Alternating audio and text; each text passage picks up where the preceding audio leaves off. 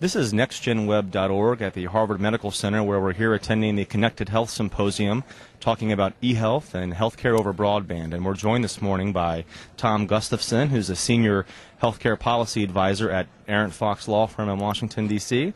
Tom, we appreciate your time today. I'm very glad to be here. Thank you. Now, Tom, you have an interesting perspective on where this conversation is going, e-health, telemedicine. You represent sort of the other side of how is this going to be paid for and how we're going to reconcile how we're funding and paying for people receiving telemedicine.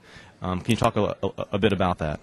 Well, payment has been an issue for telemedicine since it first started to arrive in a commercial fashion, and many people think it has interfered with the deployment of telemedicine. The payer perspective on this is not that telemedicine is bad. Generally, in fact, the telemedicine is something to be greatly endorsed, particularly when it's addressing problems of access in rural areas and things of that sort.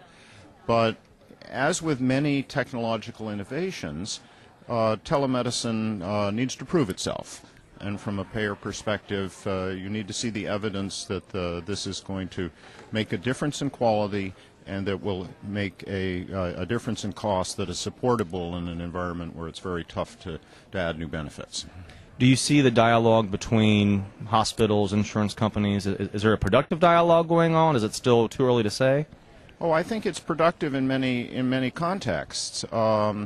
The federal Medicare program has been one actor in that, but there is a lot of activity that I'm discovering relative to private insurers around the country, where they are stepping up to the plate and endorsing telemedicine programs where it makes sense. And finally, with all the broadband that we're seeing deployed throughout the country, I mean, do you see telemedicine continuing to grow, and do you expect to see more telemedicine used, especially in the rural areas you mentioned earlier?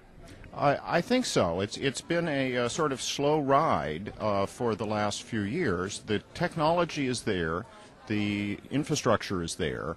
The question, I think, is primarily one of acceptance in the medical community and of payment. Well, Tom, we're looking forward to your keynote here in a few minutes, and we appreciate your time today. Very glad to be of help.